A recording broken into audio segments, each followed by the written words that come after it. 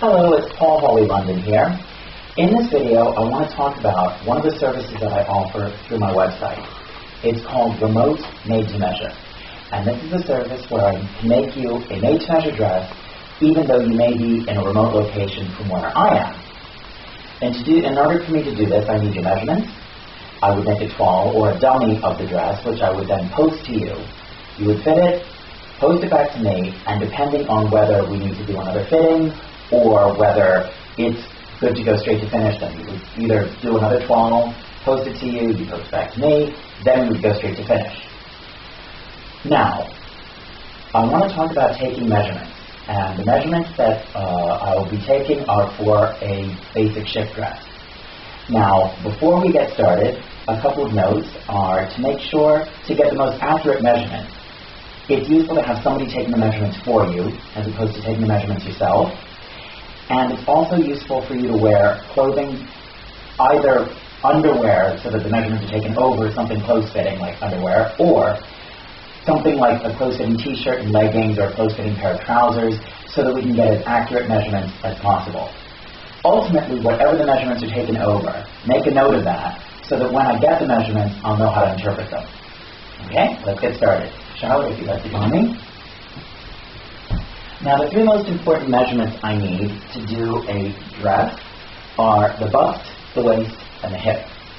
So for the bust measurement, I would like you to place the tape measure across the fullest part of your bust and put your arms down and relax. And the measurement should be taut but not tight.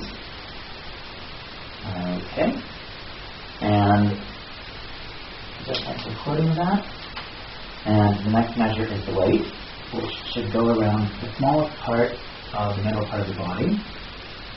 Okay. It's useful to have a mirror so that the person that you're taking the measurements for, or you, can make sure that the tape measure is going around the part of the body that it needs to go around, and that it isn't sagging in areas where you can't see it. Okay, that's the waist. And now we want to get a hip measurement. And the hip is the broadest part of where your legs meet your body. And in some cases, the hip line isn't actually the broadest part of the body. It's actually the top hip, which is about 4 inches below the true waist. And for those figures, you want to get that measurement. Okay. That's the top hip measure. And now working from the top down, the first measurement that we want to get is the neck measurement. And the neck measurement is the measurement at the base of the neck. And that is a close but not a tight measurement. Okay. The next measurement is the shoulder measurement. And for the shoulder measurement, you want to start at the base of the neck, and there's a bone where the shoulder meets the torso, and that is a fairly prominent bone, so it's quite easy to find. And you just want to measure from the base of the neck to that bone there. Okay. And then the next two measurements, we're going to use the nape of the neck, which is your vertebrae that connects your skull to your back. One of the bones of your vertebrae sticks out at the base of the neck, and it's from that point that you want to measure. If you're going to the front to get the bust point, it's literally the part of the bust that is the most prominent. And then the next measure is the nape to waist. And we're going from the nape down to where the waist is.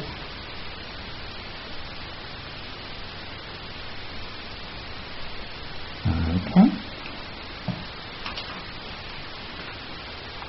Now we want to do the back measure, and the back measure is pretty much from where, in this case she's wearing a t-shirt, so we can go from seam to seam, or if the person isn't wearing a t-shirt, then it would be where the arm meets the back there. There's a space there to the space on this side, and that's the back measure. And finally, and this is where it's particularly useful to have a mirror, we want to do the length of the dress. Now, depending on how long you want the dress to be, that's a personal choice. You would go from the nape of the neck down to, if you want to look in the mirror, and tell me where you think you would want the dress to finish. Just above the knee. Above the knee, okay. Well, the knee is right about, that's the back of the knee. So if we're going to go above the knee, I would probably use that point there. And as we're toiling, that is to say making a dummy of the dress before we make the finished dress, we can use that as a starting point. When we do the fitting, then if you decide you want the hem a little bit longer or a little bit shorter, we can determine that at the fitting stage. But that just gives us a point to start. Now, if the dress is going to be the sort of dress that's going to have a side fastening, and it's going to be pulled over the head, one measurement that I definitely need to know is your head size, so I can make sure that the neck opening of the dress will accommodate the size of your head when you pull it over. So you would go around the widest part of the skull, and I would probably stick a finger in there just to make sure that it's plenty big enough. And if the dress is going to have sleeves, I need the sleeve length. The first measurement that I will need is the size of the top arm or the bicep. Okay. And I will also need the sleeve length, which would be going from that shoulder bone over the elbow, and there's a small bone at the wrist that sticks out to that point there. And finally, if it's going to, particularly if it's going to have long sleeves, I need a wrist measure so that I will know how big to make the opening at the wrist.